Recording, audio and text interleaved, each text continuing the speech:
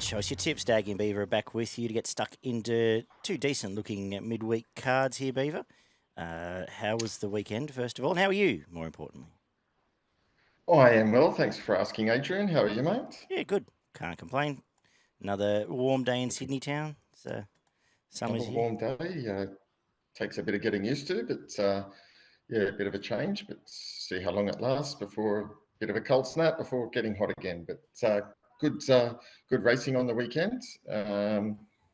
Some of the major players stepped up and showed what quality animals they are, and a couple of surprise results as well. Yeah, no, can't complain.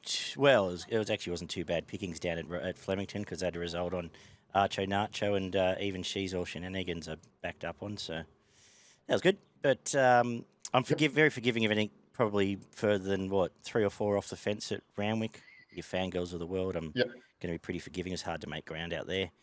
So, Yeah, they got back a bit too far out of their ground, and yeah, if you go back and look at the runs, a lot of them did make up some pretty nice ground considering.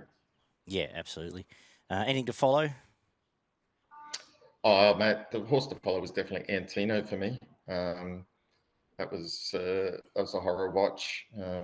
It's full of quality. Loved Amelia's duel. Didn't get out of second gear. Brightside confirmed its class. So I thought that was all pretty good. I think Just Fine. I thought it was in Sydney was a quality horse, and I think it's got the Metrop at its mercy, and to go on to qualify for the Cup. What else was there in Sydney?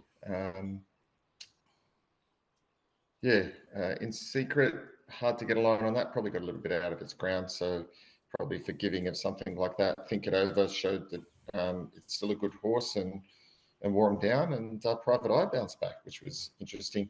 I thought probably another good run was Gaza Blanca in the last. Yeah, against the bias there to Just make it thought go. against the bias, I just thought, yeah, I just don't understand the jockey not getting going a bit earlier there, because one more bound, it wins the race, and you just see it too often with some of these jockeys that just sit a bit tight a little bit earlier. I think if it gets there sooner, it holds off the rest as well. Yeah, we get to see that form later in this Warwick Very Farm card. frustrating. Oh, absolutely. But Yes. I think you've covered off pretty well there. Yeah, nothing else. I don't know I don't know if I'd want In Secret in the Everest right now. I suppose you can forgive it. Might want a No. wet track. Might be better off going back to Phillies grade and beating up some girls because, yeah, I think there's better chances now. Gear kick lobs in Sydney, and even Buenos Noches was very good. Yeah, the other garbage ride I have to say was Benedetta.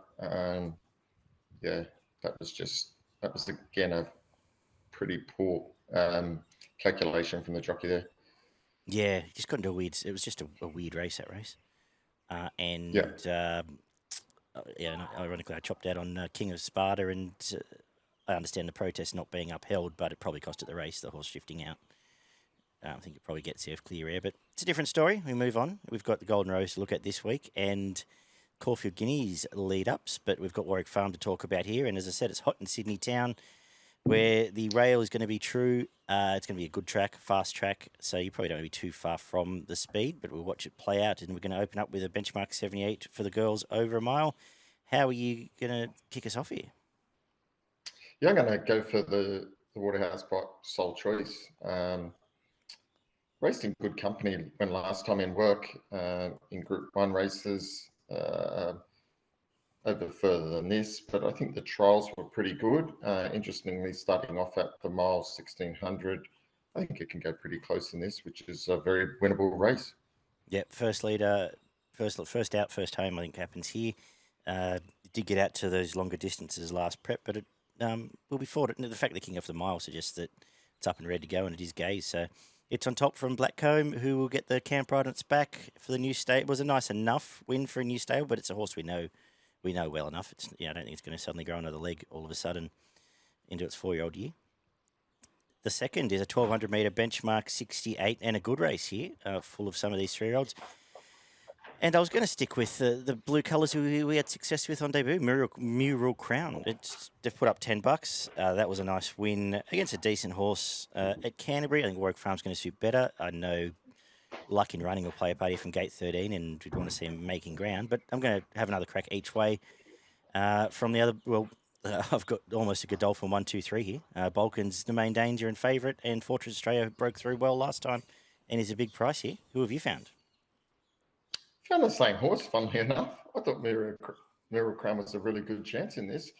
I mean, about 10 of these runners are coming off a last start win, all through different type of form lines. So really hard to get a guide here as to how the different form lines line up. But I thought at the price, it could run extremely well. Yet wide draw does come in one already with a scratching, so might need a little bit of luck, but hopefully can finish off down the middle.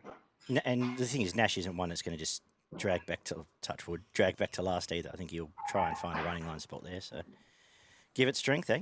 The third is a 1,200 metre maiden. Who do you like here for the 3-year-old girls? Yeah, this was another tricky little race, but I've again settled on Aditi from the Waterhouse Box Stable resuming here. Again, raced in group company and had been spec'd in some of those races. Almost started favourite in the last race that was in the Group 3 company and wasn't disgraced, only 2 lengths off them. I think it'll come across here and try and lead and hold on, and the trial was pretty good. Mm-hmm. So I've got it on top. I think it'll be hard to beat a few here that are coming for their first race start, so time will tell. I love the trials of Driftnet. Wasn't really let off the bridle, ploughed through the line quite well. I was surprised it came at favourite. I thought it might be one we'd find at a bit of a price, but I've got it on top, but I'm terrified of this Waterhouse run. As you said, trialled up well enough, was sent down to the early Flemington stuff where it ran well and started favourite in the Blue Diamond Preludes, and gets Joe Morera, who just appears out of nowhere. Obvious danger, and if we are on pace, could start very short, I'd suggest.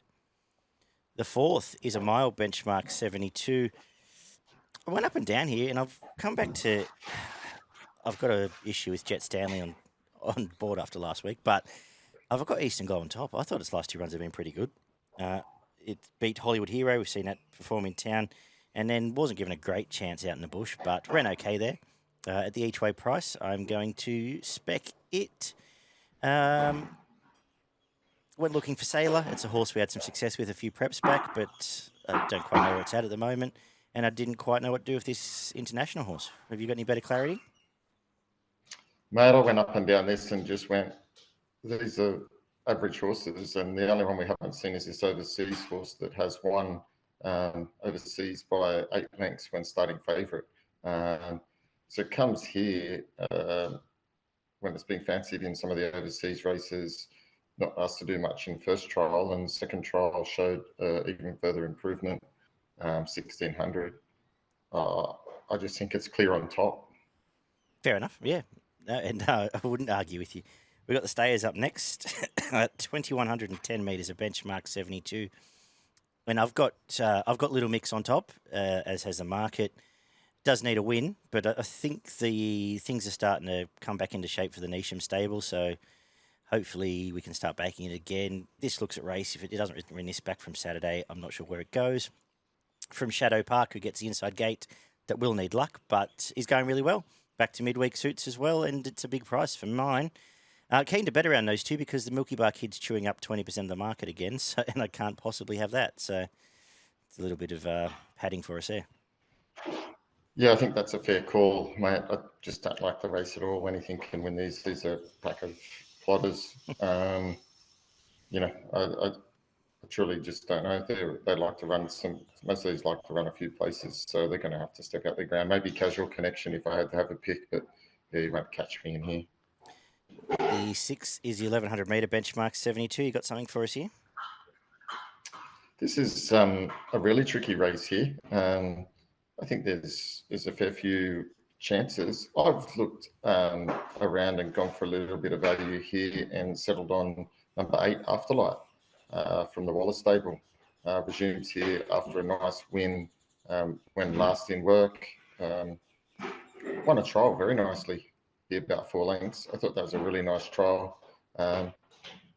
When last in work, it won its maiden fairly comfortably behind Auburn. It's showed some form in town. I got it on top and thought the 650, 210 was not a bad price. Good. Yeah, fair enough. I've gone with the stablemate Demiana. I thought that last trial trialled like a rocket. Last trial here, coming back for this. Had needed a bit of luck a few times last time in and didn't get it. That said, it's now gone luckless for 5 or 6 runs. So Nash on board might be kitchen sink job here. I'm going to be with it. That's about the only horse I really had much interest in, to be honest. It had to be Zoo for the new stables. Interesting. No, it was with that stable. Who am I thinking of? The other one in that colours. We'll be on pace with Josh Parr, so I'll have that as a danger for now.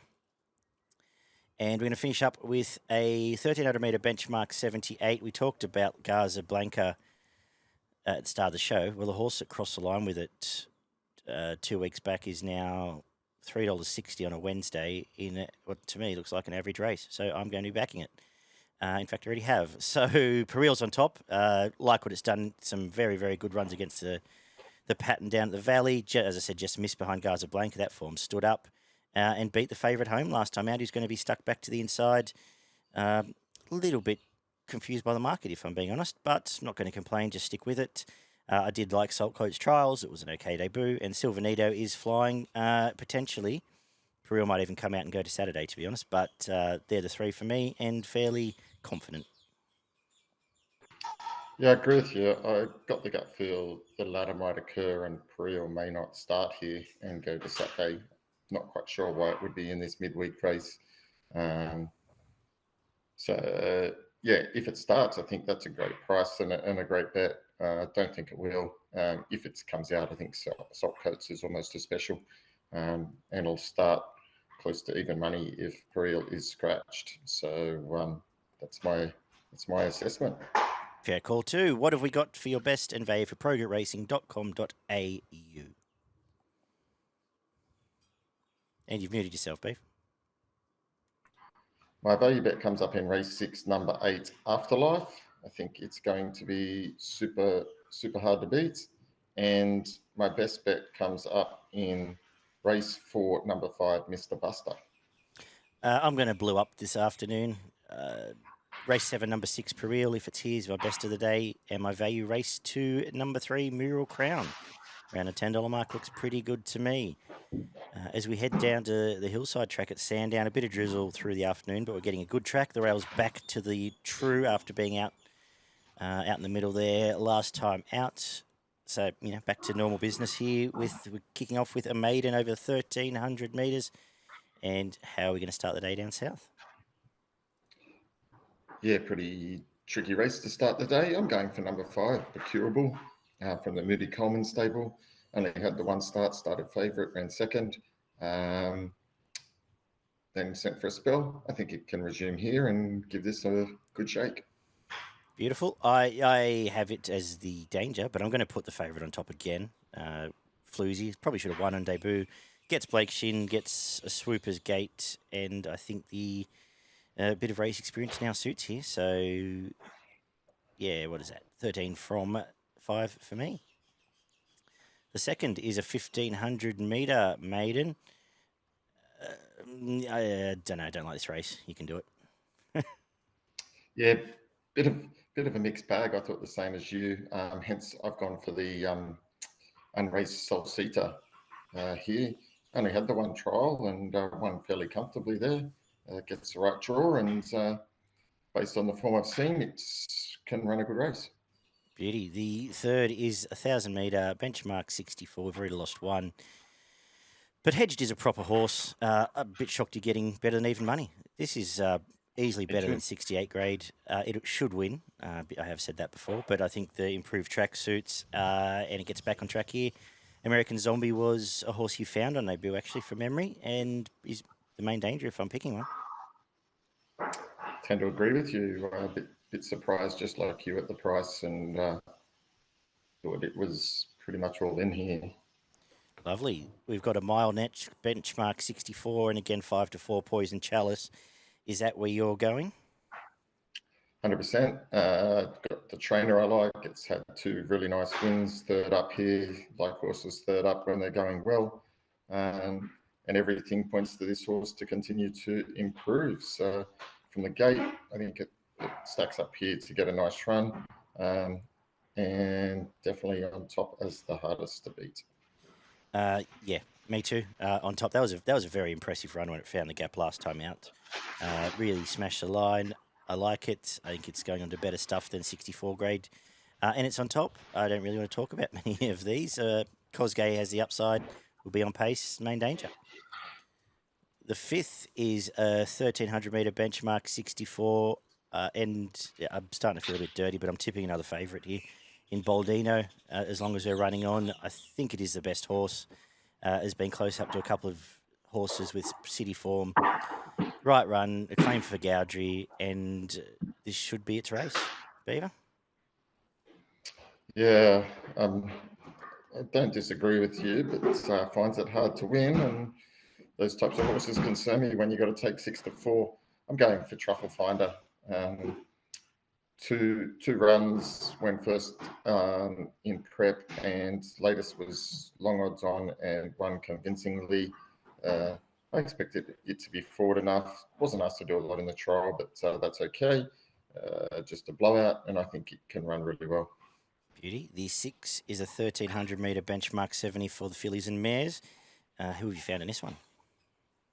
Yeah, good race. Open race, at least. I've settled on Discerning. I think now it's sort of had a bit of a let up, but both the last couple of runs have been pretty good. Particularly the last one was only a couple of lengths behind Extreme Step, who's a fairly decent horse. And previous runs were pretty good prior to that. I think it can really run well. Gate 5's perfect, and might be the one to beat when the whips are cracking. I'm going to go with this Wallow runner here, Amati. Ended up in the Oaks at the back end of last preparation, where it ran okay, but the trials since have been good. I like this as a kickoff point for it. You get an each way price, and that's why I'm going to play from Glitzing, who has put together a pretty good prep. Has run really well every time in. And then I do think that Discerning and Aiming are live chances. This is a good race, actually, but going to play around the value with Amati. The 7th is a benchmark 64 over the 1,000 metres. And my go-to connections here, Busted and Young and Shin are on top. Etienne, I liked that, albeit on a track suiting front runners. It was a nice resumption now. I think Blake Shin goes straight to the front here. And I think there's quite a few either resuming or making up the numbers, to be brutally honest. So around the $3.70, $4 mark, it's on top from Unlimited Magic, who does have ability and is the main danger, and Ledecky's Dream, who may be over the odds. Beaver. Yeah, no, I think this is a really open race here with some potentially progressive horses that will continue to improve. I'm going for number 12, Cavallo Ramp Petit from the Mar Eustace stable. 3 runs in this time have all been full of merit. I think it can run really well. Like the way it finished off last start, got back in the field, ran on nicely, as it's done in a couple of starts prior. So natural improvement there from the right stable and can run well. Beauty. And let's finish up with a benchmark 70 over the 1,800 metres. Who have you got on top? Yeah, another open race similar to the race before. I narrowed it down to 2. I've just gone for Aravine as my on topper here. Thought its first up run was full of merit, was long odds on after a nice trial victory. Comes from Sydney, where it's run some really nice races in group and listed company. So sometimes I find that form stacks up. So I've got it on top, but certainly main danger, Rick's Cafe. That was a really nice win last start. Hit the line solidly. Less a race than potentially some of these, but again, gets the right draw here. I'm sticking with Rick. We're keen on it last time in. It did the job, and that was off a nice Saturday resumption. I think this is a Saturday horse. Maybe not spring Saturday, but not far off. And I think it'll win again. I'm sticking with it. From Aravine, you've made a nice case. I sort of wanted to find Taram and Saw better, but it's hard when they win at, you know, whatever price it was, 50s, and then you got to go find it again. But I think we can finish with a winner there with Rick's Cafe. For progretracing.com.au, I'm going to make race 3, number 1, Hedged, my best at Sandown, and my value, race 6, number 1, Amati. Who do you like? I've gone race 3, number 1, Hedged, my best, and my value is race 7, number 12, Cavallo Rampati. Beauty. What have we got at Doomben? Anything up there?